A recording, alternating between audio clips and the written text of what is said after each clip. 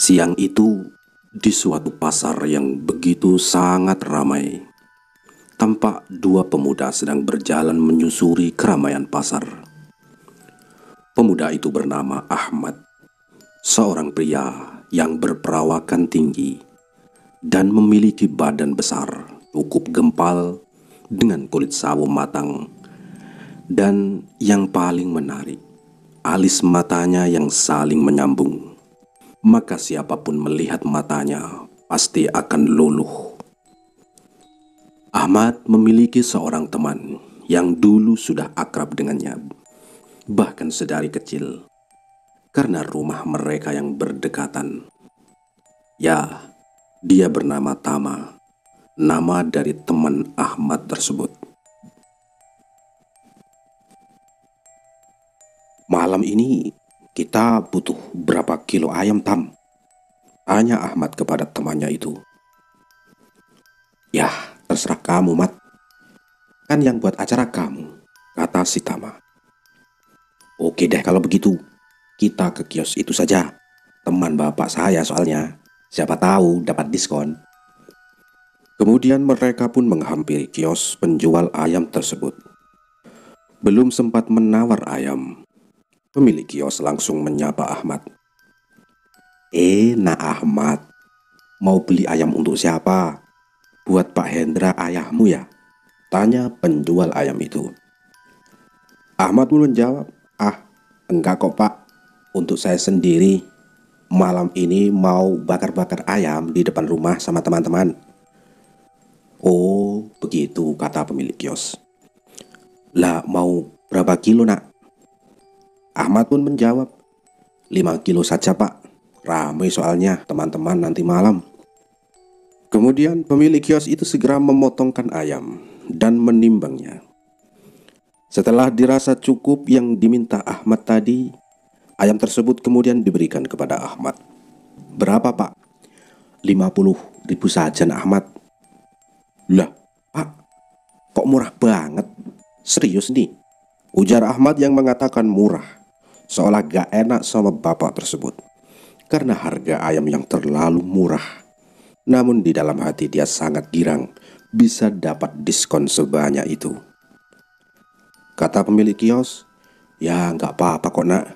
Malah sejujurnya saya lebih gak enak sama Pak Hendra ayahmu kalau sampai nerima uang dari kamu nak Ahmad." Ahmad tersenyum mendengar itu. Ahmad kemudian mengeluarkan uang dari sakunya dan memberikan uang 50.000. "Nih Pak, terima kasih banyak ya Pak." "Iya nak Ahmad, kalau kurang bilang saja sama Pak Hendra sama ayahmu, nanti biar ayahmu kasih tahu, biar bapak bisa antarkan ke rumah." Ahmad hanya tersenyum dan pamit kepada pemilik kios itu, yang kemudian dia mencari bahan untuk bumbu-bumbu bakar-bakaran malam nanti. Setelah dikiranya selesai berbelanja untuk kebutuhan malam nanti, Ahmad pun pulang ke rumah. Lalu bahan-bahan tadi dia berikan kepada Bi Ainun, pembantunya di rumah, untuk menyiapkannya. Rumah Ahmad terletak di pinggir jalan yang cukup lebar. Sementara rumah Tama temannya ini masuk lorong yang berseberang jalan dengan rumah Ahmad. Di samping lorong itu, tepatnya di seberang rumah Ahmad, terdapat pemakaman umum setempat. Pemakaman atau kuburan ini tersekat oleh dua lorong. Dari arah barat, yaitu lorong tempat Tama tinggal, dan dari arah timur, lorong kosong yang menembus jalan lainnya.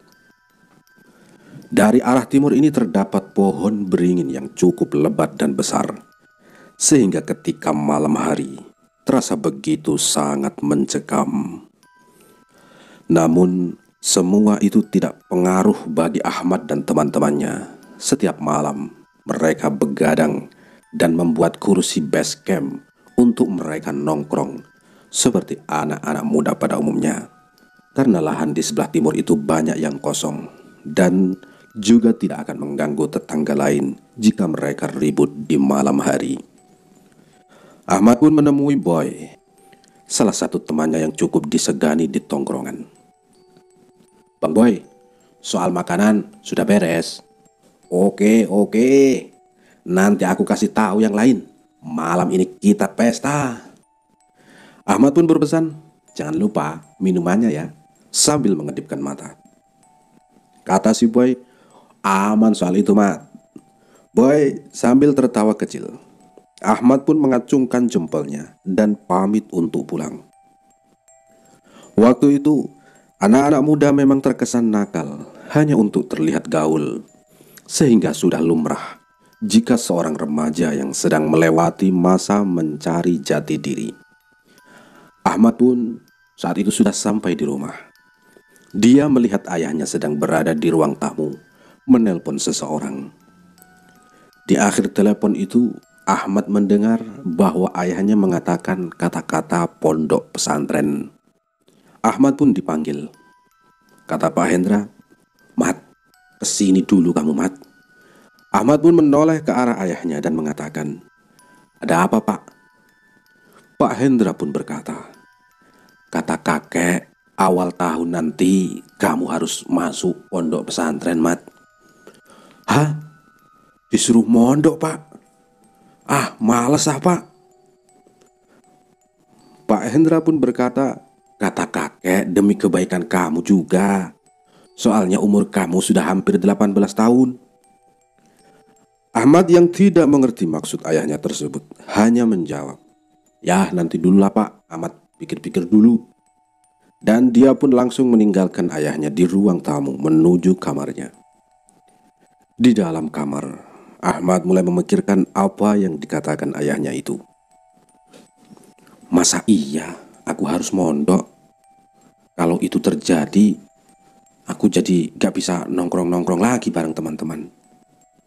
Namun, di satu sisi, ada benarnya juga kata ayah. Tapi, aku belum siap. Gumam Ahmad sendirian di kamar mencoba mencerna apa yang dimaksud ayahnya itu. Sudahlah, mondoknya nanti saja. Lagian kan aku masih muda. Masa muda aku tukar dengan terkurungnya diri di dalam pondok pesantren? Ahmad pun memutuskan untuk tidak mengikuti ayahnya. Petang pun datang disambut dengan senja yang menuju gelap. Jam 8 malam, Ahmad pun keluar rumah. Sebelum keluar rumah, Ahmad pun mencari ayahnya untuk mengatakan yang tidak dia pikirkan. Namun dia tidak menemukan ayahnya dan hanya bertemu dengan ibunya yang bernama Ibu Naila.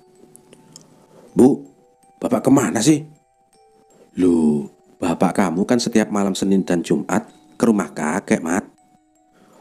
"Oh iya, malam ini kan malam Senin." "Ya sudah, kalau begitu Ahmad main ke rumah teman-teman dulu, Bu. Pulangnya jangan malam-malam ya, Mat," kata Ibu Naila. "Siap, Bu."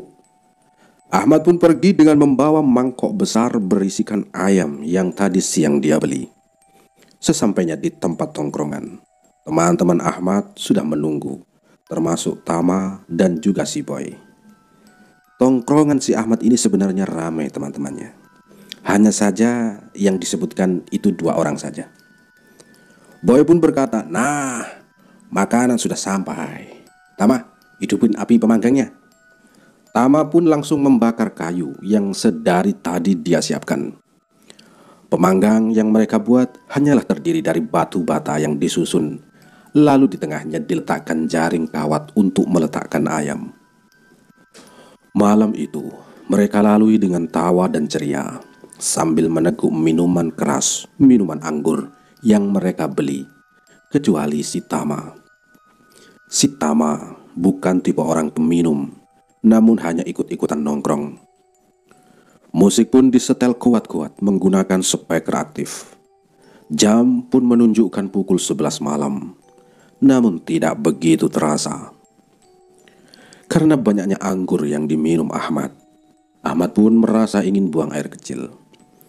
Ahmad pun berjalan ke belakang menuju tepian lorong dekat pohon beringin dan buang air kecil di situ. Seketika Ahmad merasa ada hawa dingin yang meniup ke arahnya. namun tidak dihiraukannya. Sekelebat, di tengah bisingnya musik yang berbunyi, Ahmad seperti mendengar suara, namun sangat pelan. Suara itu berkata, "Awas, kena anakku." Ahmad tidak menghiraukannya. Kepala Ahmad hanya mengangguk-angguk mengikuti irama musik. Setelah selesai buang air kecil, Ahmad pun kembali.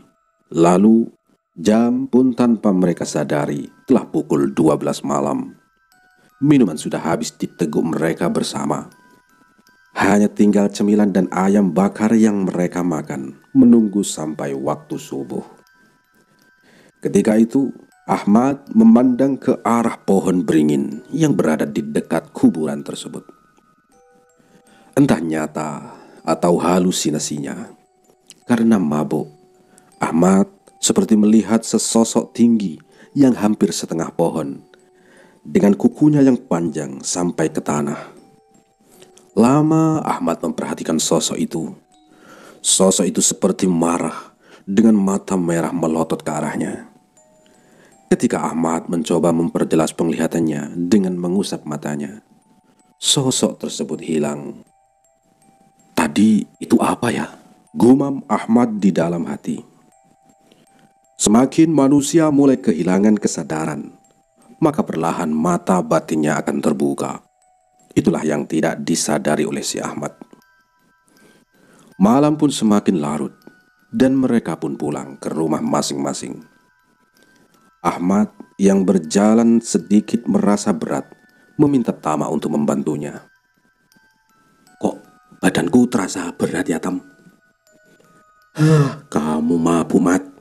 Makanya minum ini jangan terlalu banyak," kata si Tama. Yang enggak lah, Tam. Kalau aku mabuk, aku gak bisa ngajak kamu bicara kayak gini." Tama pun menyahut, "Oh ya sudah, langsung tidur aja, pulang ke rumah, Mat. Besok juga badan kamu pasti mendingan." Kenyataannya Ahmad memang sedang tidak mabuk, apalagi mengantuk.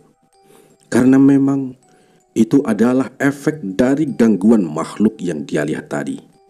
Namun si Ahmad ini tidak menyadarinya.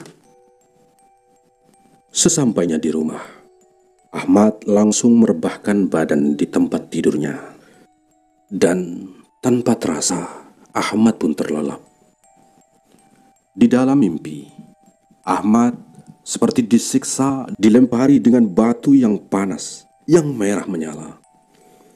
Ahmad mencoba mencari siapa yang melemparinya tersebut, namun tidak terlihat oleh matanya. Tiba-tiba Ahmad terbangun dengan napas memburu. Untung hanya mimpi, panik Ahmad sambil mengelus dadanya. Ahmad pun bangun dari ranjangnya. Dilihatnya jam sudah pukul 8 pagi. Lalu dia pun keluar kamar dan menuju kamar mandi untuk mencuci muka. Lalu menuju meja makan untuk sarapan. Ketika sudah selesai sarapan, ibunya yang bernama Bu Naila pulang dari pasar dan melihat Ahmad yang duduk di meja makan. "Udah bangun ya, Nak?" kata Bu Naila. Dia berjalan sambil membawa barang belanjaan dari pasar. "Udah kok, Bu. Ibu kok gak bangunin Ahmad kalau ke pasar? Kan Ahmad bisa nganterin, Bu." Kamu nyenyak banget tadi tidurnya. Ibu gak tega bangunin kamu, Mat." Bu Naila terus memandangi Ahmad, seperti ada yang salah dalam diri Ahmad. "Kenapa sih, Bu? Kok memandangi terus?" "Itu matamu kok hitam gitu?" tanya Bu Naila. "Hitam gimana sih maksud Ibu?" Bu Naila pun berkata, "Coba deh kamu ambil kaca dan lihat sendiri." Ahmad pun langsung menuju kamarnya dan berkata, melihat-lihat matanya. Kata Ahmad, "Hitam apaan sih? Biasa-biasa saja." "Ngawur Ibu mah." Mata Ahmad hitam melingkar di sekitaran bola matanya, seperti mata orang mati. Namun, anehnya yang bisa melihatnya hanya orang lain, tidak dengan Ahmad sendiri. Ahmad pun keluar kamar.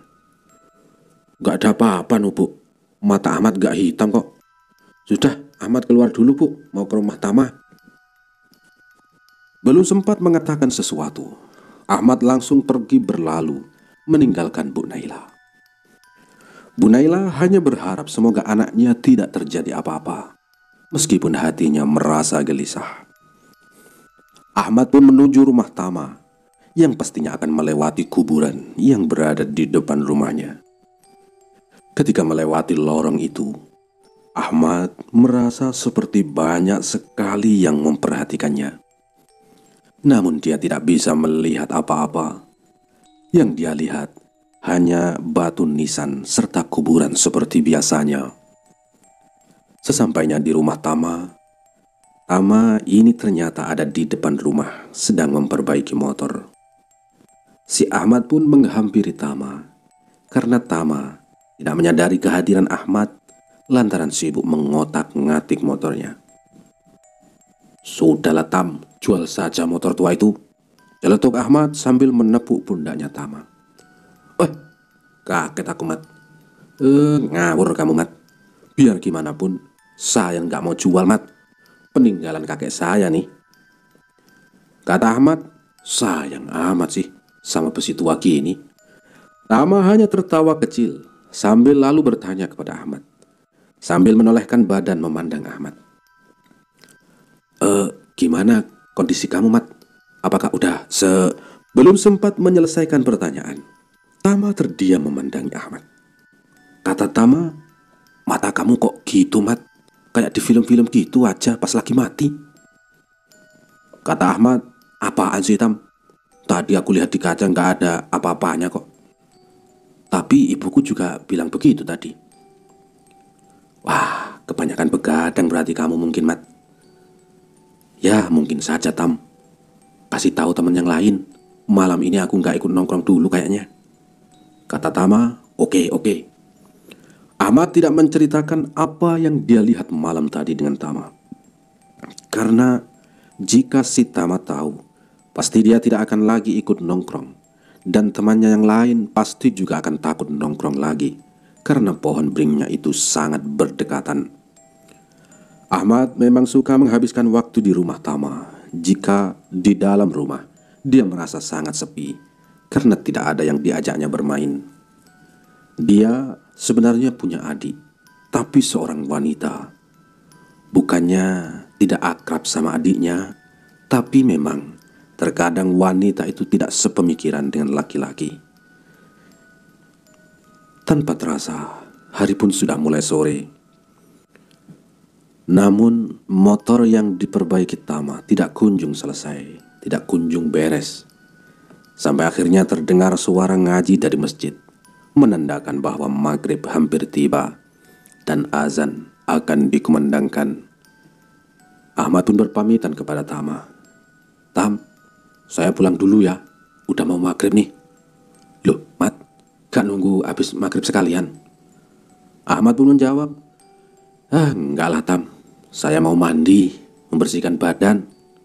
Liatin kamu bongkar motor ini membuat saya keringetan, jadi lengket-lengket badan. Hahaha, kata Tama, tertawa-tawa mendengar ocehan sahabatnya ini. Ya udah, hati-hati Mat, maghrib soalnya. Ahmad hanya mengangguk dan berjalan meninggalkan Tama. Ketika melewati kuburan itu, Ahmad merasa seperti ada anak-anak yang berlarian mendekatinya. Namun, jauh di kuburan sebelah timur, terlihat kain putih sedang mengawasinya. Dia terlihat marah, namun tidak bisa berbuat apa-apa, seperti ada hal yang lebih kuat darinya yang menghalanginya. Itulah sebabnya sosok tersebut tidak bisa mendekati Ahmad. Kok ketika menjelang malam gini, perasaanku kayak diawasi ya, kata Ahmad di dalam hati, mencoba bertanya dengan diri sendiri. Sampainya di rumah, Ahmad langsung mandi dan rebahan dulu. Ketika azan sudah berkumandang, Ahmad masih saja rebahan, nyantai-nyantai. Namun, lalu dia merasakan kepalanya sangat sakit.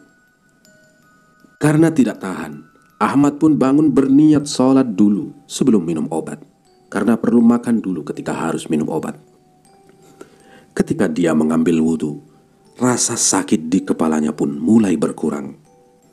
Hingga wudhu selesai, rasa sakit yang di kepalanya tadi sudah berhenti, dan dia pun bisa melaksanakan salat maghrib.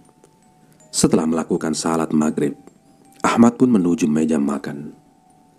Ketika melewati ruang tamu, dia tidak melihat ayah dan ibunya. Ketika sampai di dapur, dia hanya bertemu dengan Bibi Ainun yang sedang memasak. "Bi, ibu sama bapak kemana sih?" tanya Ahmad kepada Bi Ainun. "Oh iya tuan, ibu sama bapak dari sore tadi katanya ke rumah kakek. Terus Cici juga ikut." Cici itu adalah adiknya Ahmad. "Iya tuan," kata Bi Ainun. Ahmad hanya mengangguk sambil membuka tudung saji. Ketika makan, Ahmad merasa perutnya mual-mual mau muntah ketika memasukkan lauk pauknya. Namun ketika hanya makan nasi putih, dia tidak mual-mual sedikit pun. Hingga akhirnya Ahmad pun makan tanpa lauk sampai habis sepiring penuh. Kata Bi Ainun, "Loh, Den, kok lauknya gak dimakan? Kurang enak ya masakan bibi." Si Ahmad pun menjawab, "Ah, enggak kok Bi. Entahlah kenapa perut Ahmad ini merasa mual mau muntah kalau makan pakai lauk. Kalau hanya nasi putih, terasa enak dan nikmat." Sudah pasti ada yang aneh di dalam diri Ahmad. Namun Ahmad belum menyadarinya atau bahkan belum mengetahuinya tentang apa yang terjadi pada dirinya. Tak terasa, azan Isya pun berkumandang. Ahmad pun beranjak dari meja makannya menuju ruang santai dan menghidupkan televisi. Baru saja Ahmad ingin duduk di sofa yang langsung menghadap langsung ke TV, kepala yang tadi sakit datang lagi dengan sendirinya. "Aduh, kok sakit lagi sih?" keluh si Ahmad dan mencoba mengambil obat di kotak obat yang biasa digunakan ibunya. Sesudah minum obat sakit kepala yang dideritanya, sakit kepala ini tak kunjung juga reda, hingga akhirnya dia memutuskan ke kamar untuk segera tidur. Ketika merebahkan badan dan mulai menyelimuti dirinya, Ahmad sangat gelisah dan juga sakit di kepalanya itu belum sembuh. Berulang kali dia merubah posisinya, tetap saja tidak bisa tidur. Hingga pada pukul 9 malam, ibu dan ayahnya pun pulang dari rumah kakeknya. Pak Hendra seakan tahu jika Ahmad belum tidur dan langsung memeriksa kamar Ahmad, namun dengan sangat pelan. Pak Hendra pun membuka kamar Ahmad. "Nak, kamu belum tidur?" kata Ahmad. "Belum pak, ini kepala Ahmad sakit sekali pak." Bukannya menanyakan sudah minum obat atau belum, Pak Hendra justru menanyakan tentang sholatnya si Ahmad. "Ahmad sudah sholat isya apa belum?"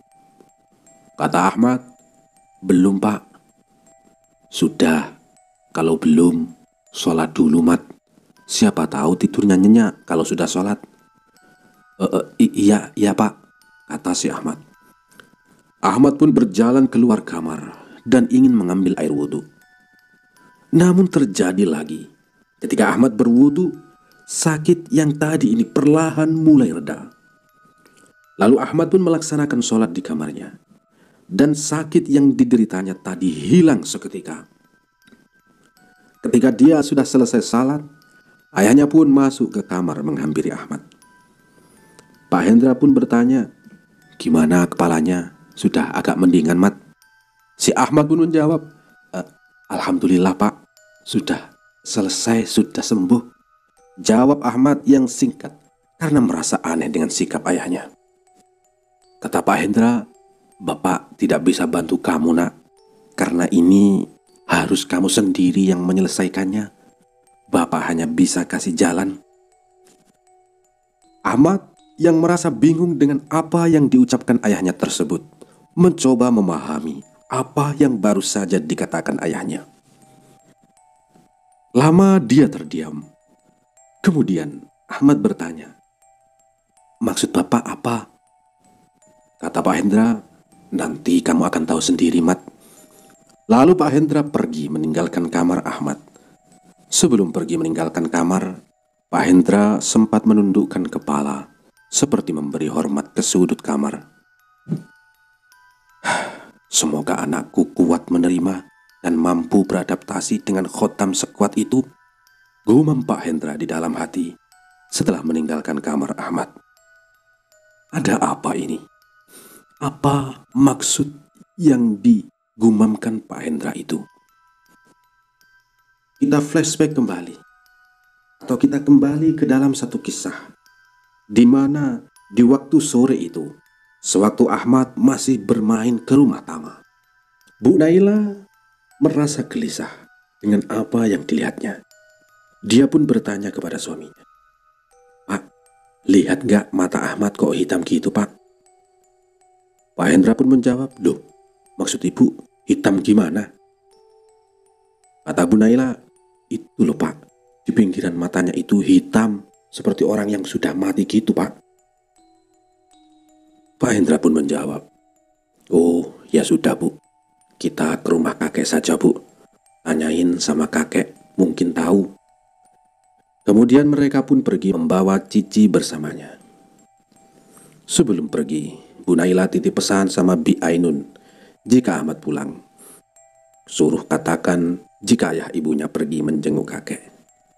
Maka tepat pada waktu itu Ahmad pulang waktu maghrib, dia sudah tidak menemukan ayah dan ibunya serta adiknya karena mereka ke rumah kakeknya. Perjalanannya ini cukup lumayan jauh untuk ke rumah kakeknya karena masuk ke dalam pedesaan dan memakan waktu sekitar 1 jam dari kota ke desa. Setelah lama berjalan, akhirnya Pak Hendra dan Bu Naila pun sampai di tujuan.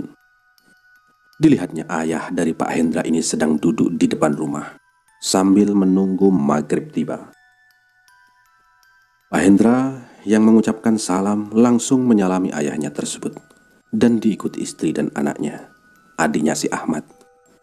Mereka disambut hangat oleh Mbah Guntur, ialah kakeknya si Ahmad.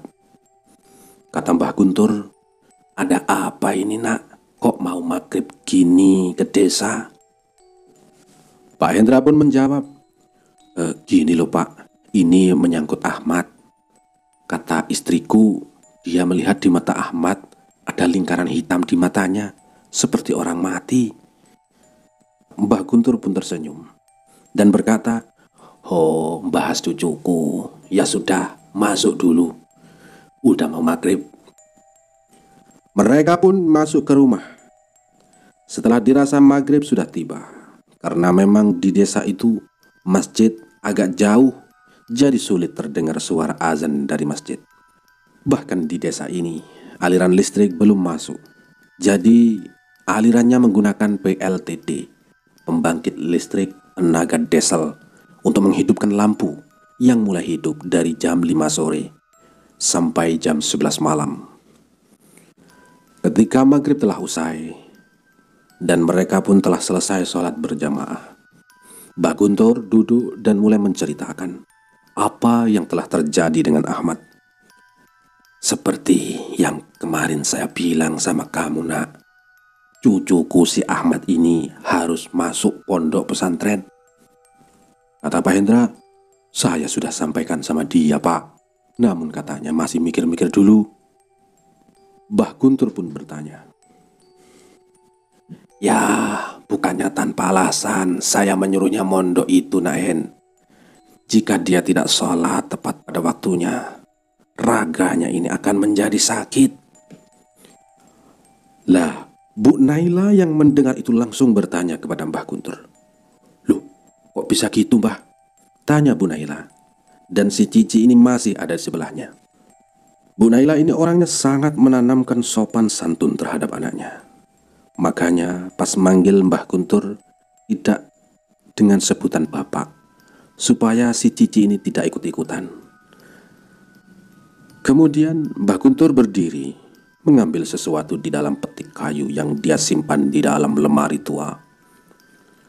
Mbah Guntur mengambil sebuah keris, namun tepiannya ini tidak berkelok-kelok seperti keris Jawa. Lebih tepatnya itu adalah keris Banjar, namun memiliki ukiran seperti mandau. Lalu Mbah Guntur kembali ke tempat ia duduk tadi. Mbah Guntur pun berkata, "Ini nak, ini yang membuat Ahmad itu merasa sakit jika dia tidak salat tepat pada waktunya." Pak Hendra dan Bu Naila masih bingung dengan apa yang dikatakan oleh Mbah Guntur. "Maksudnya Bapak apa?" kata Pak Hendra. Mbah Guntur pun menjawab, "Keris ini Bapak dapat dari Tuan Guru sewaktu Bapak merantau ke Martapura. Di dalam keris ini diisi oleh makhluk yang sangat kuat. Waktu itu," kata Tuan Guru, "si makhluk ini masuk Islam karena tertarik dengan apa yang dipelajari oleh Tuan Guru. Hingga Tuan Guru pun membuatkan keris agar bisa ditempatinya. Jadi siapapun yang memegang keris ini maka akan dijaga oleh makhluk itu. Dengan syarat sholat harus tepat pada waktunya, dan lebih baik lagi diiringi dengan ibadah-ibadah lain." Kata Pak Hendra dengan bingung, "Lantas apa hubungannya dengan Ahmad, Pak?" "Dia tertarik dengan raga Ahmad karena Ahmad ini cucuku, dan sekarang aku yang memegang keris ini." Sontak Pak Hendra dan Bu Naila pun kaget. Kata Pak Hendra, "Loh, bagaimana cara agar dia tidak mengikuti Ahmad lagi, Pak?" Mbah Guntur pun berkata, "Tidak ada cara untuk menghentikannya, nak. Yang harus kita lakukan adalah membuat si Ahmad ini bisa beradaptasi dengannya. Namun, kusarankan biar Ahmad sendiri saja yang tahu, karena mata batin Ahmad mulai terbuka seiring bertambahnya umur, karena dia adalah keturunanku." Pak Hendra menghela napas panjang dan memandang Bu Naila yang merasa khawatir dengan Ahmad. Kata Pak Hendra, "Baiklah Pak, saya akan coba membujuknya lagi untuk masuk pondok pesantren." Mbah Guntur pun kembali meletakkan keris ini ke tempatnya semula. Kata Mbah Guntur, "Ingat, jangan pernah kasih tahu Ahmad. Biarkan dia tahu dengan sendirinya. Tugasmu cukup mengingatkannya untuk sholat dan beribadah. Dan setelah 2 minggu, ajak dia ke sini." Pak Hendra dan Bu Naila pun mengangguk, mengerti, kemudian pamit pulang. Kemudian kita kembali ke dalam kisah obrolan antara Pak Hendra dan anaknya si Ahmad, yang waktu itu Pak Hendra menyuruh menambah ketaatan, menambah ketekunan di dalam ibadah, terutama salat. Setelah Pak Hendra menutup pintu kamar Ahmad, Pak Hendra pun pergi menghampiri Bu Naila istrinya yang berada di ruang santai. Pak Hendra melihat ada rasa khawatir di wajah Bu Naila. Wajar jika seorang ibu mengkhawatirkan anaknya. "Bagaimana Pak kondisi Ahmad?" tanya Bu Naila. "Baik kok Bu, asalkan dia ibadah tepat waktu, pasti nggak apa-apa." "Bapak kan tahu sendiri Ahmad itu gimana orangnya." Khawatir Ibu Naila yang menafsirkan jika perilaku Ahmad ini sama seperti ayahnya semasa remaja. Karena Pak Ahmad ini juga dulu di masa remajanya adalah anak yang bandel. Kemudian Pak Hendra pun tersenyum dengan mata menerawang ke atas, mengingat tentang bagaimana sejauh ini dia bisa melangkah. "Tenang Bu, dia itu anakku, sama sepertiku. Dia belajar dari pengalaman, teman, serta lingkungan. Dia pasti bisa melewati itu semua dengan caranya sendiri. Tugas kita hanya membantunya mencari jalan yang benar Bu. Karena jika dia sudah berhasil mendapatkan khadam itu, jalan yang dia pilih akan ada 2, mau ilmu hitam atau ilmu putih." Bu Naila hanya mendengarkan apa yang dikatakan Pak Hendra. dengan mata yang memandang ke arah yang tidak menentu. Kemudian menganggukkan kepala bahwa sepakat dengan apa yang dikatakan oleh Pak Hendra suaminya. Di dalam kamar, Ahmad yang tertidur pulas kembali bermimpi. Mimpinya sama seperti malam kemarin. Namun, kali ini Ahmad bisa melihat siapa yang melempari batu panas itu. Ternyata yang melemparinya adalah sosok yang dia lihat sewaktu di pohon beringin dekat kuburan tempo dulu. Ahmad menggerang merasakan sakitnya batu panas itu ketika ia ingin berontak. Ia pun baru sadar jika tubuhnya diikat. Dipandangnya sekeliling, ternyata tubuhnya diikat di pohon dengan akar pohon tersebut yang melilit ke tubuhnya. Lamanya merasakan sakit. Kemudian Ahmad terbangun dengan napas tersengal-sengal. Dipandangnya jam, ternyata masih jam 4 pagi. Ahmad pun duduk karena tidak ingin melanjutkan tidurnya. Dan juga suara ngaji dari masjid terdengar menandakan sholat subuh akan segera dilaksanakan. Tak lama, azan pun terdengar. Ahmad langsung beranjak dari tempat tidurnya untuk mengambil wudhu, kemudian melaksanakan salat subuh. Ketika Ahmad sedang salat, pintu kamar Ahmad berbunyi, yang ternyata itu adalah Pak Hendra. Pak Hendra yang melihat Ahmad sedang melakukan salat, lantas menutup pintu lagi tanpa masuk ke kamar Ahmad. Setelah mengucap salam, Ahmad menoleh ke pintu kamarnya. "Bapak tadi ngapain ya?" gumam Ahmad dalam hati yang selalu bertanya-tanya tentang sikap ayahnya belakangan ini. Namun Ahmad tidak ambil pusing. Setelah selesai salat, Ahmad pun rebahan menunggu sarapan dihidangkan di meja makan. Karena memang biasanya sarapan baru dihidangkan oleh Bi Ainun pukul 6 pagi. Setelah dilihatnya jam sudah pukul 6 pagi, Ahmad pun keluar kamar, lalu menuju meja makan. Dilihatnya ayah dan ibunya sudah berada di meja makan, termasuk Cici adiknya. Karena memang Cici ini akan pergi berangkat ke sekolah. Ketika menghampiri meja makan itulah, Ahmad duduk, lalu ingin menyantap nasi goreng yang dibuat Bi Ainun. Dia melihat nasi goreng itu sangat lezat di matanya. Lalu Ahmad menyuapnya dan terasa sangat lezat di mulut. Namun ketika ingin menelannya, Ahmad merasakan mual di perutnya. Lalu cepat-cepat menuju belakang dan memuntahkan nasi goreng yang dimakannya tadi. Bi Ainun yang melihat itu, wajahnya pucat pasi karena dia merasa jika makanannya atau masakannya belakangan ini tidak sedap di mulut majikannya tersebut.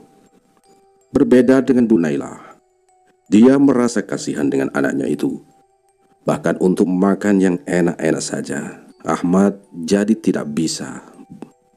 Begitulah mungkin di pikiran Bu Naila. "Kenapa kamu nak?" tanya Pak Hendra yang pura-pura tidak tahu. Gak tahu Pak, dari semalam juga kalau makan pasti mual dan pengen muntah." Dengan mata berbinar-binar dan ingin menangis, Bibi Ainun berkata, "Maaf juragan, jika masakan Bibi kurang enak. Sekali lagi maaf." Bu Naila pun menenangkan dengan berkata, "Ndak kok Bi, masakan Bibi enak. Buktinya Cici ini lahap makan nasi goreng buatan Bibi." Puji Ibu Naila kepada Bi Ainun agar ia tidak berkecil hati. "Ya sudah Bi, ambilkan nasi putih saja untuk si Ahmad," perintah Pak Hendra kepada Bi Ainun. Pak Hendra ini seakan tahu apa yang hanya bisa dimakan oleh Ahmad. Kemudian Bi Ainun mengambilkan nasi putih yang masih hangat dan memberikannya kepada Ahmad. Ahmad pun memakannya dengan lahap lalu kekenyangan. Bi Ainun yang merasa heran mencoba tetap tenang dan menyembunyikan rasa ingin tahunya. Ketika Ahmad selesai makan, Ahmad mau menuju ruang santai, namun ditahan oleh ayahnya. "Mat, daripada kamu nonton kartun pagi-pagi ini, mending antar adikmu kamu sekolah sana. Pak Hendra paham betul dengan Ahmad. Meskipun umurnya menginjak remaja, Ahmad ini masih menyukai film kartun. Ahmad pun menjawab, Iya deh Pak. Ayo Ci, udah siap berangkat?" Ria Ahmad kepada adiknya. Kemudian Ahmad pun pergi mengantarkan Cici ke sekolah. Dan setelah Ahmad pergi, Pak Hendra berkata kepada Bi Ainun, "Jangan heran dengan Ahmad, Bi. Pokoknya selama 2 minggu ini, Bibi harus nyediain nasi putih saja jika Ahmad makan ataupun sarapan. Ahmad sedang berada di tahap adaptasi." Bi Ainun yang mendengar itu merasa bingung. "Loh, apa maksudnya Pak? Ahmad ini anak yang istimewa. Bahkan bangsa jin saja tertarik padanya." Ibu Naila menghela nafas. Karena memang Bu Naila ini kurang menyukai hal-hal mistis. "Makanya Pak, ketika Ahmad tumbuh, melihat alisnya yang bersambung itu sudah membuat ibu khawatir." Lalu Pak Hendra menjawab, "Ya mau gimana lagi Bu, memang sudah garis keturunan. Bapak saja hanya bisa merasakan namun tidak bisa melihat.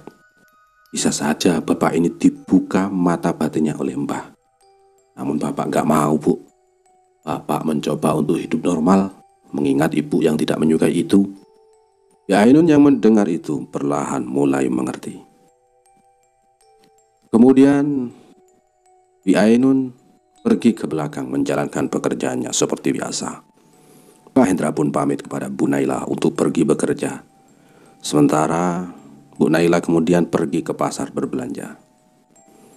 Tak lama Bu Naila pergi, Ahmad pun pulang ke rumah setelah mengantar adiknya pergi ke sekolah. Dilihatnya di rumah sudah sepi.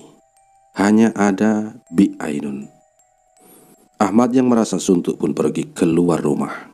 Karena memang Ahmad ini baru saja lulus sekolah dan memutuskan untuk nganggur dulu. Jadi hari-hari kegiatannya hanya bermain ke rumah teman-temannya. Hari itu dia jalani seperti biasa, tanpa ada keanehan. Namun lingkaran hitam di matanya tetap saja terlihat oleh orang lain. Karena sudah sering melihat teman-temannya mengabaikan itu, menganggap itu hal yang biasa ketika seseorang suka bergadang. Seperti biasa, ketika waktu salat tiba, Ahmad langsung pulang dan melaksanakan salat.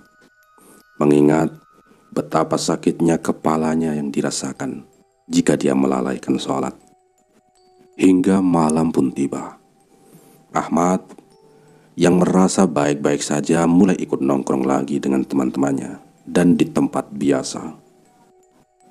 Seperti pada malam sebelumnya, mereka meminum anggur, minum minuman keras, bahkan bisa dikatakan hampir setiap malam.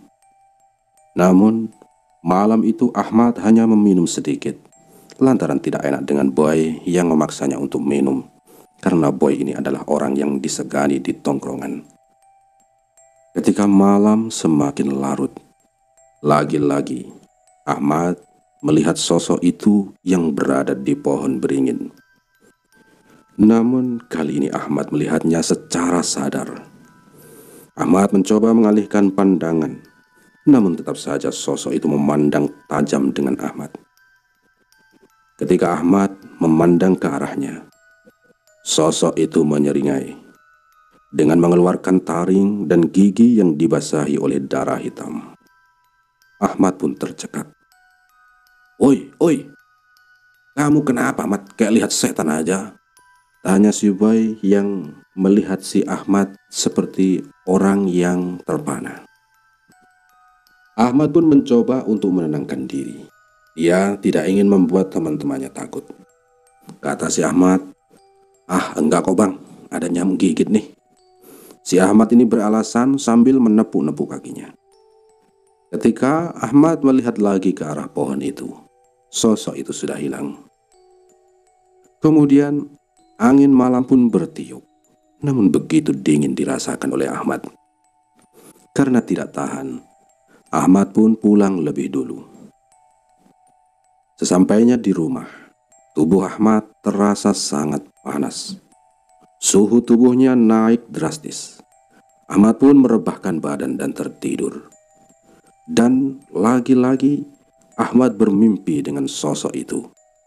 Namun kali ini sosok itu tidak melemparinya dengan batu panas, melainkan sosok itu mendekatinya dan menyentuh tangannya, lalu tiba-tiba menggigit jari jemarinya hingga putus.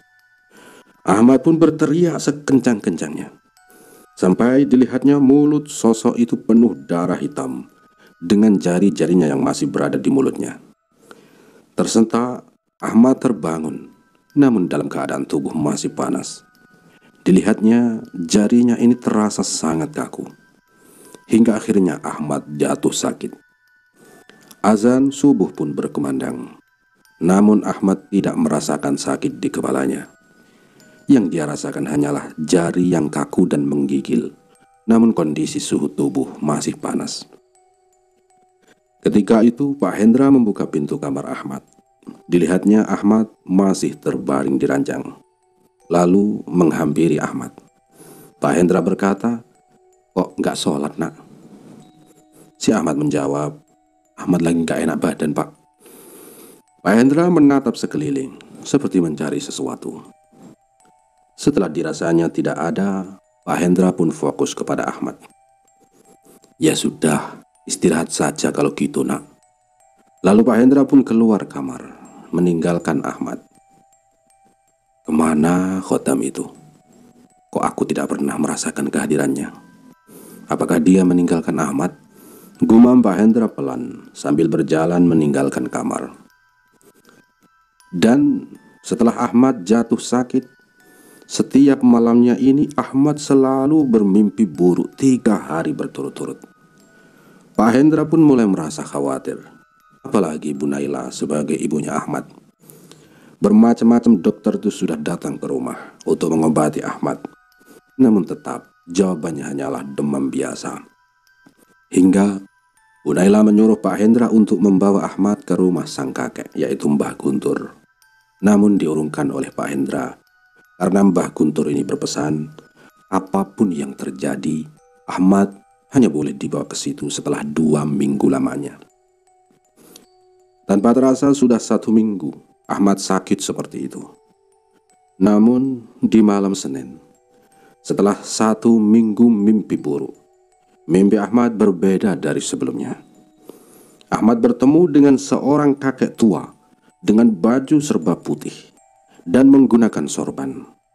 Namun posisinya membelakangi Ahmad. Lama Ahmad memperhatikan. Kemudian Ahmad mulai berbicara. "Anda siapa?" Kakek tua yang dimimpinya itu hanya diam dan tidak menoleh sedikit pun ketika Ahmad mencoba mendekatinya. Kakek tua itu tiba-tiba mendekapnya dan menghilang, dan hanya tertinggal kain putih yang menyelimuti Ahmad. Ahmad pun terbangun dan mulai merasakan jarinya yang kemarin kaku sudah bisa digerakkan, namun suhu tubuhnya tetap panas. Siang itu, ketika Pak Hendra pergi bekerja, Bu Naila yang sudah banyak memanggil dokter dan hasilnya masih nihil, memutuskan untuk memanggil orang pintar untuk menyembuhkan Ahmad. "Assalamualaikum, Assalamualaikum, permisi." Nampaknya ada tamu. Bi Ainun yang mendengar lantas langsung menuju ke depan dan membukakan pintu. "Waalaikumsalam. Bapak siapa ya?" tanya Bi Ainun. "Saya Bakhtiar. Apakah ini rumahnya Ibu Naila kan?" tanya tamu itu. "Iya Pak, ada apa?" "Ini saya dipanggil Bu Naila, katanya mau mengobati anaknya yang sakit." "Oh ya, silakan masuk Pak, Bu Nailanya ada di dalam." Kemudian Bi Ainun pun masuk diikuti Bakhtiar yang ada di belakang. Bu Naila yang berada di kamar Ahmad yang selalu menjaganya terlihat sangat cemas melihat kondisinya Ahmad. "Bu, ini orang pintarnya sudah datang," kata Bi Ainun. Sambil menoleh, Bu Naila pun melihat. "Oh iya Mas, ini Mas Bakhtiar ya? Ini Mas, anak saya yang sakit, mohon dibantu ya Mas," kata Bu Naila. Ustadz Bakhtiar pun masuk dan mulai mendekati Ahmad. Kemudian meminta segelas air putih dan membaca doa-doa. Lama ia melihat gelas air tersebut dengan mulut yang masih memanjatkan doa. Kemudian dia terdiam dan menyuruh Ahmad meminum air tersebut. Kemudian dia mulai mengatakan sesuatu. Sambil menghela nafasnya, Ustadz Bakhtiar pun berkata, "Anak ibu ini sebenarnya sudah mati." Bu Naila yang mendengar itu langsung tercekat kaget dengan apa yang dikatakan oleh orang pintar tersebut. "Maksud Mas Bakhtiar, gimana? Ini anak saya masih hidup, kok dikatakan masih mati? Kenapa bisa begitu?"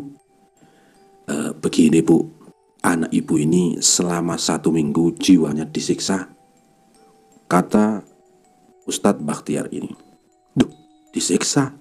Kenapa Mas? Apa penyebabnya?" "Anak ini tanpa sengaja ketika buang air kecil terkena anak dari salah satu pengikut makhluk itu." Dan Ustadz Bakhtiar sedikit ragu menjelaskan tentang apa yang dia lihat di dalam air gelas tadi. Namun hatinya ini masih tergerak untuk membantu Ahmad. Lalu Bakhtiar mulai berkeringat ketika menerawang ke dalam gelas itu. Kata Ustadz Bakhtiar, makhluk itu bertubuh besar, hitam dan berbulu. Kukunya sangat panjang sehingga menyentuh tanah. Dia adalah ketua sekaligus raja di arah timur itu. Lah, sosok inilah yang menyiksa jiwa Ahmad selama 1 minggu.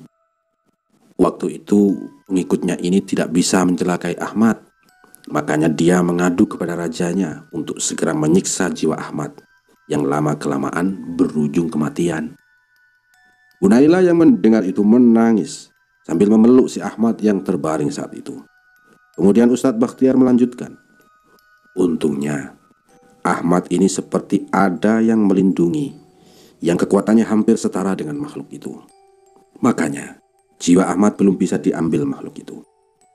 Bukannya tidak mungkin jika selama 1 minggu disiksa oleh rajanya roh halus itu bisa mengakibatkan kematian." Maksudnya Ustadz ada yang melindungi anak saya?" tanya Bu Naila. "Iya Bu," jawab Ustadz Bakhtiar. "Entah apapun itu, saya tidak bisa melihatnya dengan jelas, apalagi untuk menembusnya," kata Ustadz Bakhtiar. "Apa mungkin yang dikatakan kakek kemarin ya?" Bu Naila bertanya-tanya dengan dirinya sendiri dan mencoba mengingat-ingat apa yang dikatakan Mbah Guntur waktu malam itu. "Apakah orang tua Bu Naila terdahulu punya ilmu kebatinan?" tanya Ustadz Bakhtiar. Lalu Bu Naila mencoba mengingat-ingat, karena yang dia tahu Mbah Guntur atau ayah dari suaminya itu mempelajarinya sendiri sewaktu merantau.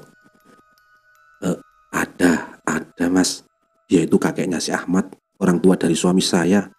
Tentang pendahulu yang lain, ya saya tidak begitu mengetahui Mas." Ustadz Bakhtiar hanya menganggukkan kepala sambil mengelus janggut tipisnya. Ya, sepertinya ini ada kaitannya Bu. Namun sekuat apapun itu, tetaplah berdoa sama Gusti Allah. Semoga anak ibu ini sehat." Bu Naila mengangguk sambil memandang cemas Ahmad. "Ya sudah Bu, kalau gitu saya pamit dulu." "Oh iya Mas, tunggu sebentar." Bu Naila mengeluarkan amplop di dalam dompetnya. Dan ketika ingin memberikan kepada Ustadz Bakhtiar, katanya, "Enggak usah Bu, saya ikhlas kok nolongin anak ibu. Lagian saya cuma dikasih lihat apa yang terjadi dengan anak ibu. Saya tidak bisa menembusnya karena yang menjaga anak ibu ini tidak mengizinkan saya untuk ikut campur." "Ya sudah Bu, saya langsung pamit dulu. Assalamualaikum."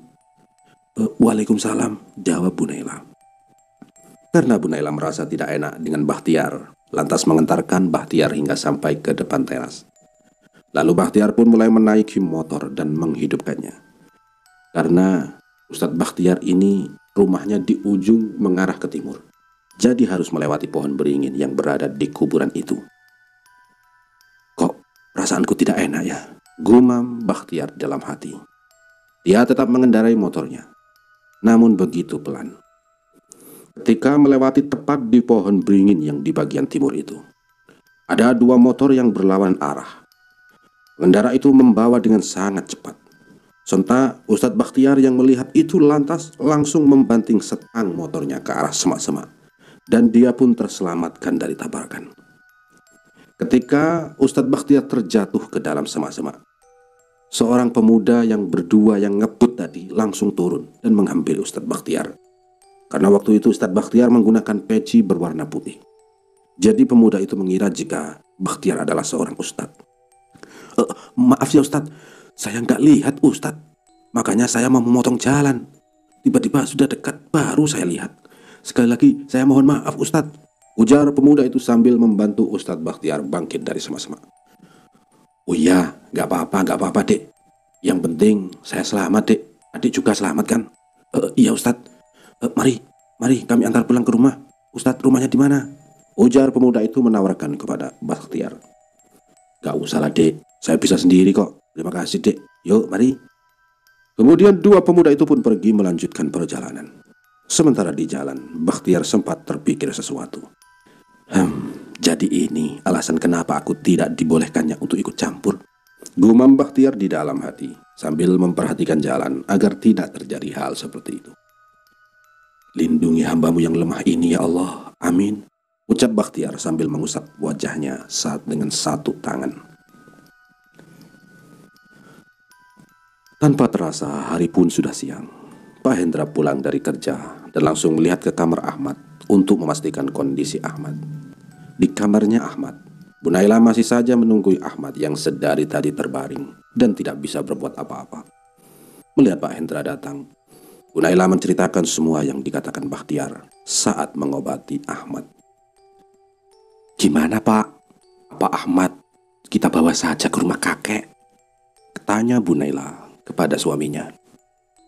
Jangan Bu, ini belum 2 minggu, Ibu yang sabar. Berdoa semoga Ahmad cepat sembuh. Tapi Pak, kondisi Ahmad. Sudah Bu, Bapak yakin Ahmad bisa melewati ini. Kita harus percaya dengan anak kita Bu.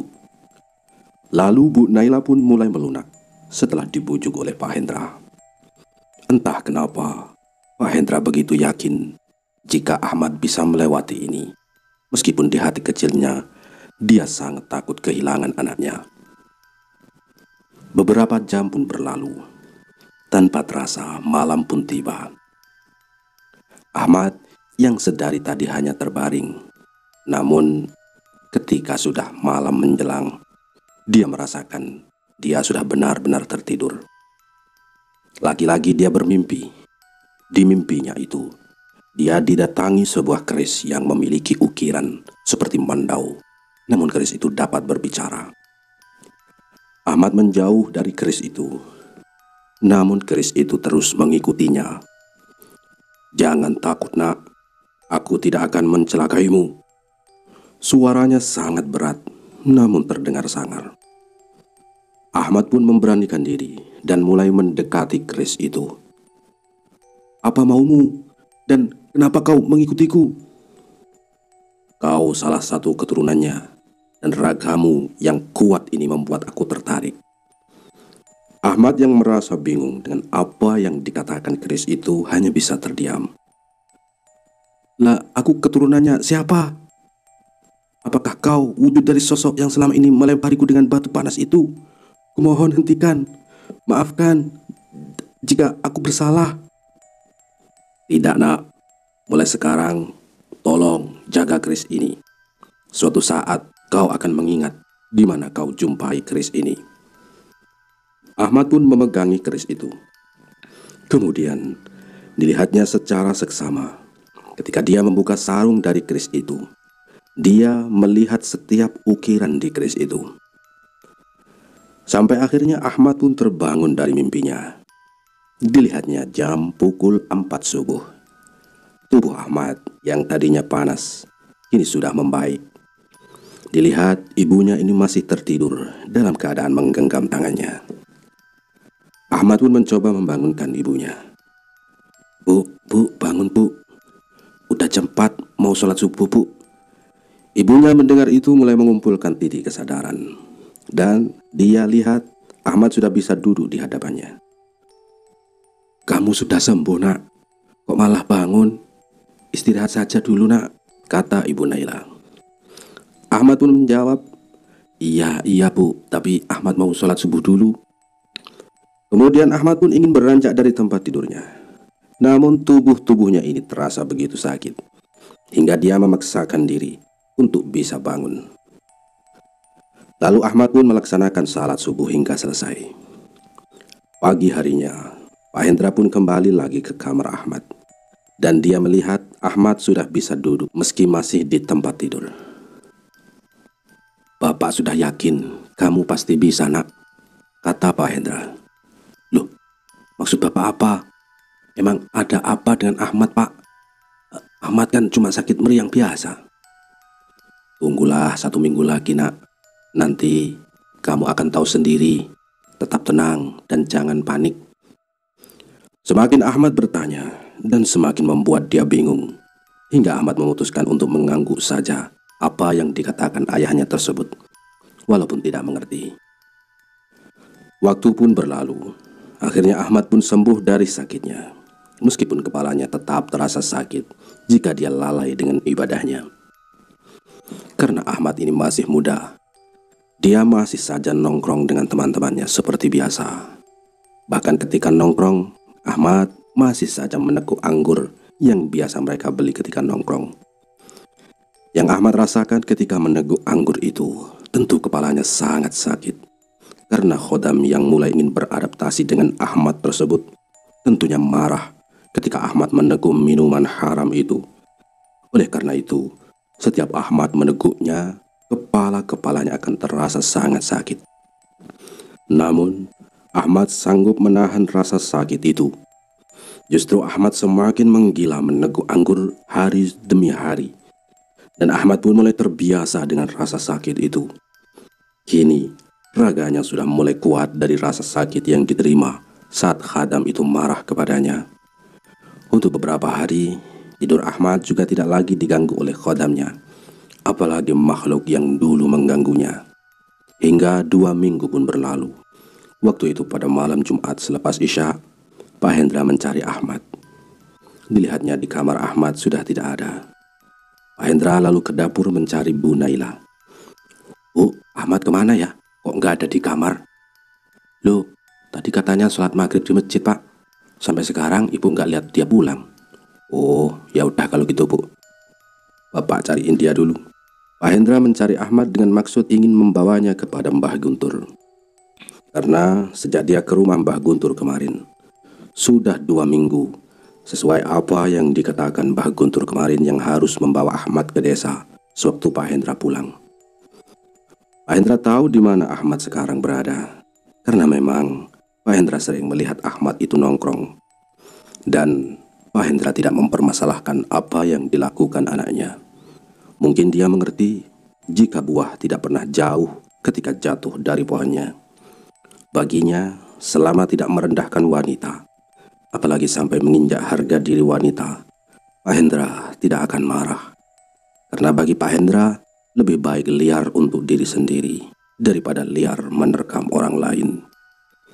Dan benar saja, Ahmad sudah ada di tempat tongkrongan biasanya dengan kain sarung yang sengaja diikatnya di pinggang dan peci hitam yang dikenakannya. Ketika Pak Hendra menghampiri tempat itu, teman-teman Ahmad terkejut. Dengan cepat menyembunyikan anggur yang mereka beli untuk rutinitas malam ini.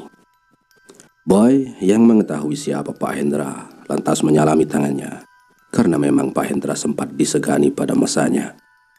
Bahkan Boy tahu dari ayahnya, karena ayahnya si Boy kawan akrab dari Pak Hendra. Pak Hendra, mau ngapain, Pak? Gak mau ikutan kan?" Gurau si Boy yang mencoba akrab dengan Pak Hendra. "Oh enggak, Boy, saya cuma mau cari Ahmad, mau mengajak dia pergi." Ahmad yang berdiam diri di sudut merasa takut, karena baru kali ini dia ketahuan Pak Hendra. Pak Hendra biasa-biasa saja, karena memang Pak Hendra sudah tahu dari dulu. "Woi Mat, bapak lu nyariin tuh, malah nyudut ke situ." Lantas Ahmad pun langsung berdiri dan berjalan cepat ke rumah. "Sudah, bapak tinggal dulu ya anak Boy. Jangan banyak-banyak, nanti teler, nggak bisa pulang." "Ya, salam sama bapakmu ya," ledek Pak Hendra kepada Boy dan teman-temannya. "Wah, ya nanti saya sampaikan, Pak." Kemudian Pak Hendra pun berjalan pulang ke rumah. Sesampainya di rumah, Ahmad langsung duduk di ruang tamu. Tak lama, ayahnya sampai di rumah. Ahmad yang takut waktu itu tidak berani memandang ayahnya. Dia hanya tertunduk ketika ayahnya mendekatinya. "Mat, malam ini kita harus ke rumah kakek, Mat." "Malam ini, Pak? Gak besok saja sekalian?" "Wah, gak bisa, Mat. Bapak sudah janji malam Jumat harus ke rumah kakek. Dan kakek berpesan untuk mengajakmu sekalian." Kemudian Ahmad pun mengangguk dan segera mengganti pakaian yang menurutnya pantas. Pukul 8 malam, mereka berangkat. Ahmad pun bersedia menaiki motor dengan maksud ingin membonceng Pak Hendra. Namun dihalangi oleh Pak Hendra. "Sini, Mat, biar Bapak saja yang bawa motor." "Loh, kenapa, Pak?" "Nanti juga kamu tahu pasti jalan." Ahmad yang merasa bingung, lantas hanya membiarkan Pak Hendra, lalu mengambil posisi ke belakang jok motor.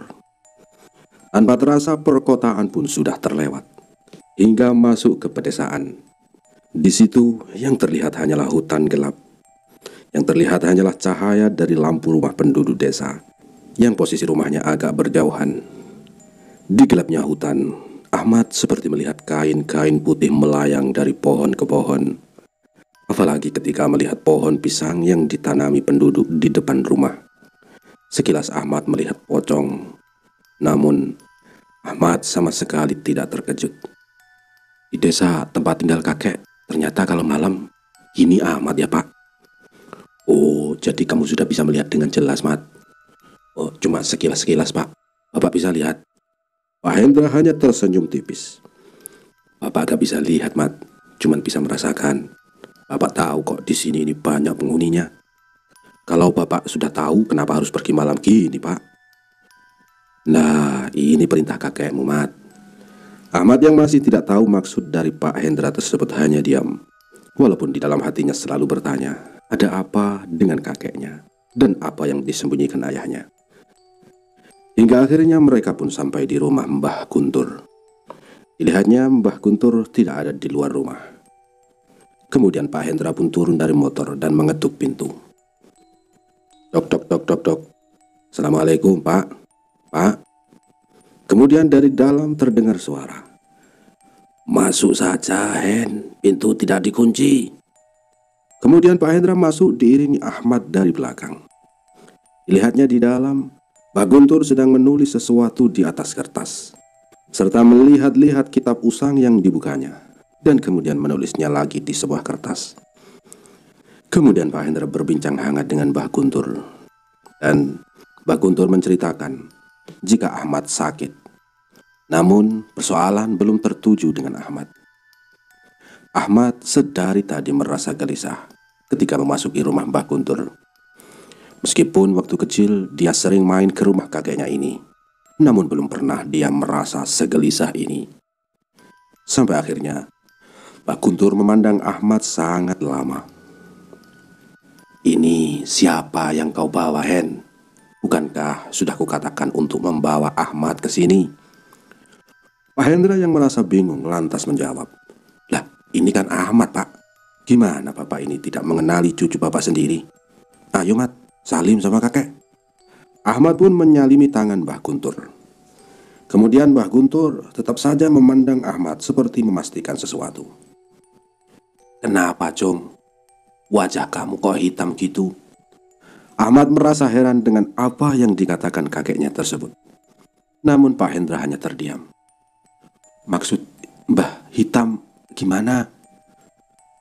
Mungkin karena malam mungkin, Mbah."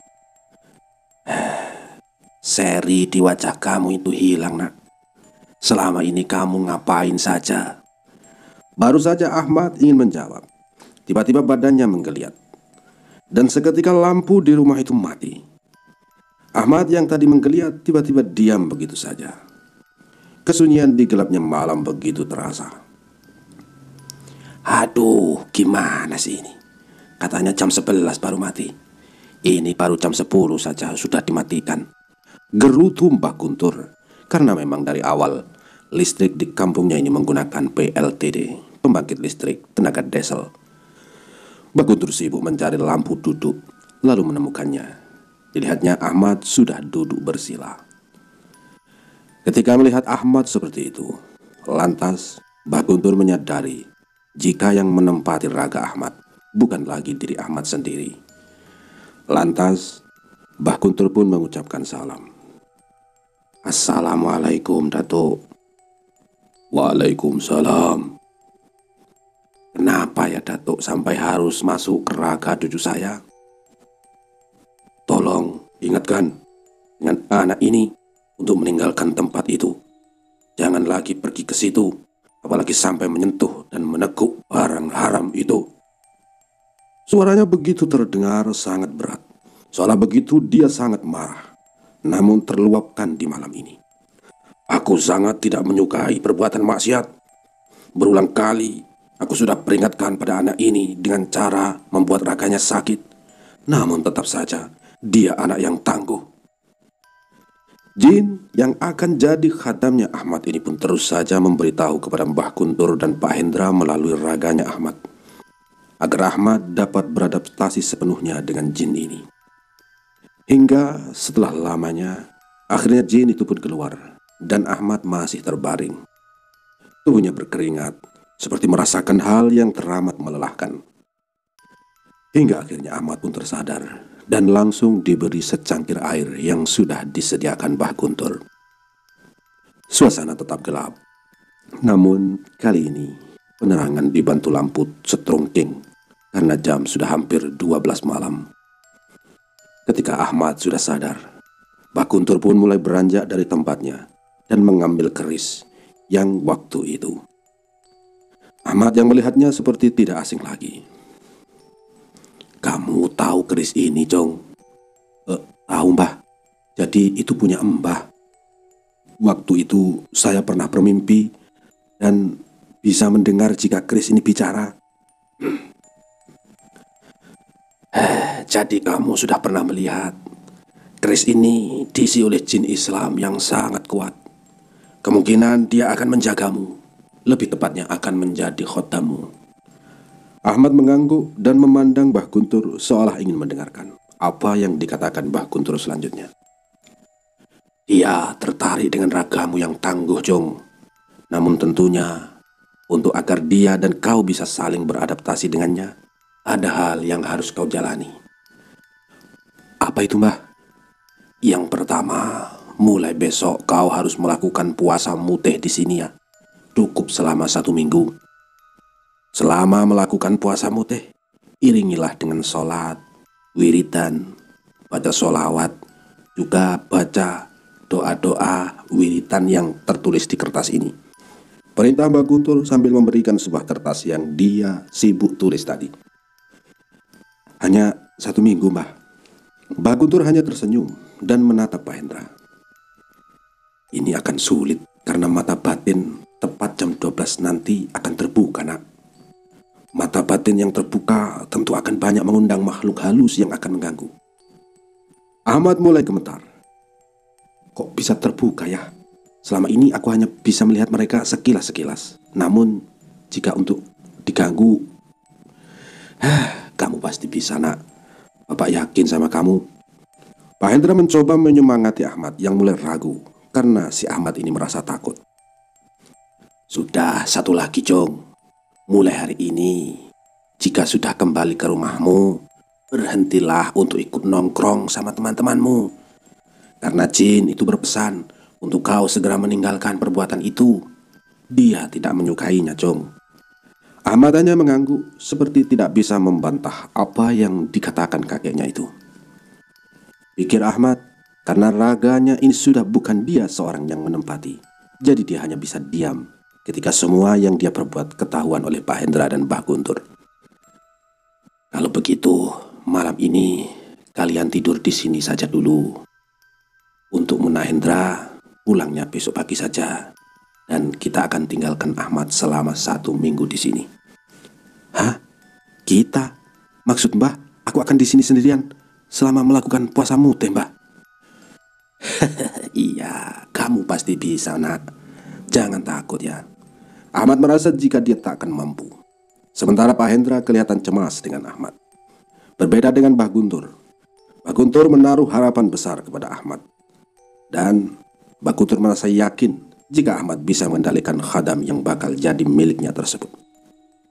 Malam itu mereka pun tidur dengan kondisi gelap seperti pedesaan pada umumnya. Lampu-lampu yang berkaitan dengan api ini dimatikan karena takut terjadi apa-apa.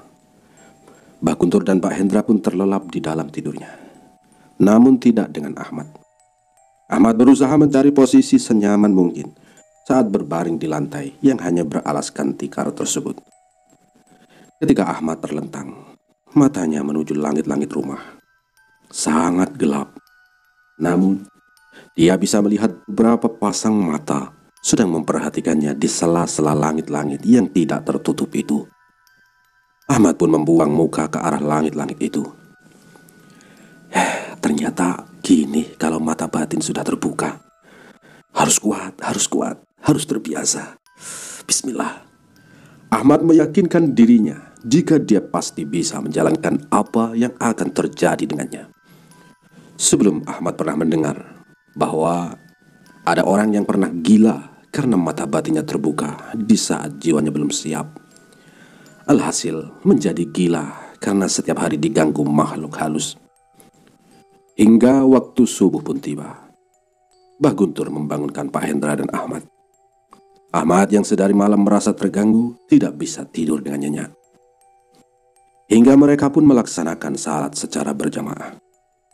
Selesai salat, Mbah Guntur pun keluar rumah lalu menancapkan 4 bilah bambu kuning mengitari rumah dengan 4 sisi yang membentuk segi 4. Kemudian kembali masuk ke rumah.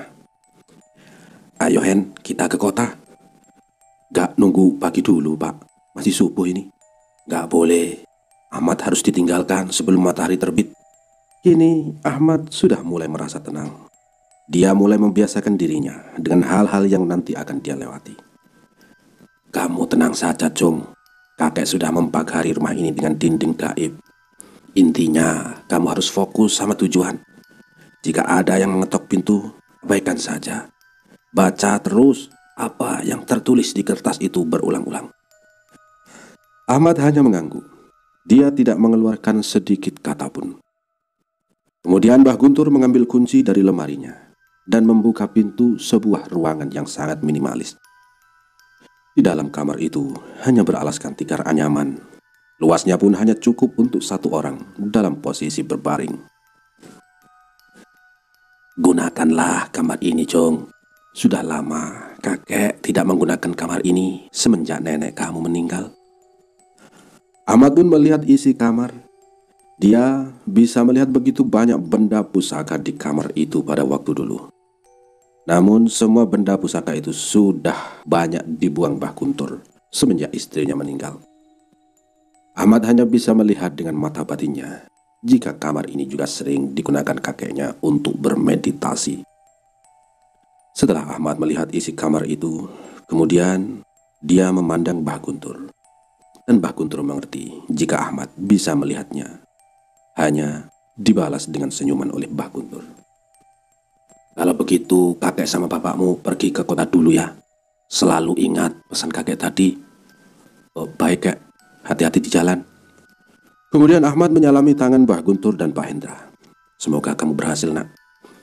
Mata Pak Hendra berbinar lalu memeluk Ahmad. Pak Hendra dan Mbah Guntur pun mulai berangkat dan pergi meninggalkan desa. Hingga matahari terbit. Ahmad pun mulai masuk kamar dan membaca apa yang tadi sudah dipesan Mbah Guntur. Pagi, siang hingga ke sore dilalui Ahmad dengan terus merapalkan tulisan di kertas itu. Sehingga malam pun tiba. Di alam bawah sadarnya, dia seperti berada di sebuah hutan sendirian. Banyak makhluk ingin mendekatinya dari berbagai macam bentuk. Namun bentuknya dominan setengah binatang dan setengah manusia. Setiap kali makhluk itu ingin mendekat, mereka selalu terhalang sesuatu seperti dinding. Dan ketika mereka mencoba menembusnya, seketika makhluk itu lenyap. Berulang kali makhluk lainnya ingin mendekat, namun tetap saja akan lenyap jika ingin menembus dinding yang tidak terlihat itu. Hingga hari berganti hari, Ahmad yang memejamkan matanya masih saja terhanyut dalam alam bawah sadarnya. Sampai ketika seseorang berjubah putih dan di kepalanya menggunakan serban datang menghampirinya. Sosok itu tidak lenyap meskipun terkena dinding yang telah dibuat oleh Mbah Guntur di alam nyata tadi. Kemudian sosok itu duduk di sebelah Ahmad. Kemudian Ahmad melihat sosok itu, namun sosok itu tidak memperlihatkan wajahnya kepada Ahmad. "Apakah kau wujud dari keris waktu itu?" Ahmad memberanikan diri bertanya kepada sosok itu. Dia hanya mengangguk. Tanpa menoleh ke arah Ahmad, kemudian sosok itu mengatakan sesuatu dengan suaranya yang sangat berat. "Anak kecil, kalau sama orang tua harus sopan." Ahmad yang mengerti maksud sosok itu lantas langsung meminta maaf. "Maafkan saya, Datuk. Siapa nama Datuk?" Lalu sosok itu mulai berdiri dan seketika berubah menjadi sebuah keris sambil mengucapkan sesuatu. "Panggil saja aku Datuk Buyut Bunian. Jagalah keris ini sebaik-baik engkau menjaga dirimu sendiri." Kemudian Ahmad pun memegang keris itu dan mulai menyimpannya di pinggang. Hingga tanpa terasa sudah 1 minggu berlalu. Mbah Guntur dan Pak Hendra pun pergi lagi ke desa untuk melihat keadaan Ahmad. Ketika sampai ke desa, di rumah, Mbah Guntur langsung memeriksa kamar yang digunakan Ahmad untuk meditasi. Ketika membuka pintu kamar, betapa terkejutnya Pak Hendra melihat kondisi Ahmad yang sangat pucat dan tubuhnya yang gempal kini mulai mengurus. Mbah Guntur yang melihatnya biasa-biasa saja dan tersenyum sambil memandang Ahmad. Ahmad yang dalam kondisi tidak sadarkan diri tersebut langsung dibawa keluar kamar dan dibaringkan.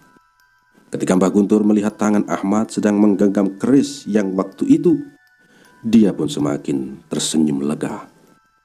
"Anakmu sudah berhasil, Hen." Pak Hendra pun menjawab, "Oh, alhamdulillah, syukurlah Pak." Pak Hendra pun tersenyum lega. Kemudian Mbah Guntur pun mengambil air putih, lalu membacakan sesuatu dan meniup ke air itu dan meminumkannya ke Ahmad. Tak lama, kesadaran pun kembali, namun kondisi tubuhnya masih melemah. "Bagaimana? Sudah lihat siapa yang di keris itu, Mat?" Ahmad kemudian terdiam sejenak. Penampilan beliau seperti kiai begitu, kek. Dan namanya Datuk Buyut Bunian." "Oh, jadi itu namanya. Saya juga belum tahu siapa namanya." Kemudian Mbah Guntur menyuruh Ahmad makan makanan yang dibawa oleh ayah dan kakeknya dari kota. "Sudah makan dulu dong yang banyak." Ahmad pun makan sebelum dia pulang kembali ke kota. Lalu ketika selesai makan, dia pun kembali ke kota. Dan sebelum pulang, Ahmad dan Pak Hendra pun berpamitan dengan Mbah Guntur. "Pesan Mbah, tolong jaga keris ini, Cong," sambil memberikan keris. "Karena dia sudah menjadi hak dirimu. Jika dirimu sudah siap masuk ke pondok pesantren yang berada di Pulau Kalimantan, bawalah keris itu bersamamu. Jangan lakukan hal yang salah menurutnya jika tidak ingin ragamu disiksa." "Iya, kek. Kalau gitu Ahmad pulang dulu. Terima kasih, kek." "Saya pamit pulang dulu, Pak. Assalamualaikum." "Waalaikumsalam. Hati-hati di jalan ya, Nak." Hingga mereka pun pulang ke kota. Sesampainya di kota, Ahmad langsung menuju kamar dan merebahkan badannya. Keris yang diberikan Mbah Guntur tadi kini dia simpan di lemari miliknya. Dan Pak Hendra pun menceritakan kepada Bu Naila tentang Ahmad yang berhasil menjalani semuanya. Bu Naila pun sangat bersyukur, sampai-sampai malamnya membuat hajatan kecil-kecilan. Beberapa bulan telah berlalu, kini Ahmad pun pergi mondok sesuai apa yang dikatakan Mbah Guntur. Dan kini Ahmad melakukannya dengan senang hati, tanpa harus dipaksa seperti awal Pak Hendra menyuruh Ahmad untuk mondok. Ahmad memperdalam ilmu agamanya dan membiasakan diri hidup sebagai seorang santri. Ahmad tidak pernah menceritakan kepada temannya di pondok pesantren. Bahkan Ahmad hanya menceritakan kepada teman terdekatnya saja. Karena dia belajar seperti padi, semakin berisi akan semakin merunduk. Kisah Ahmad mendapatkan khodam penjaganya, saya nyatakan selesai.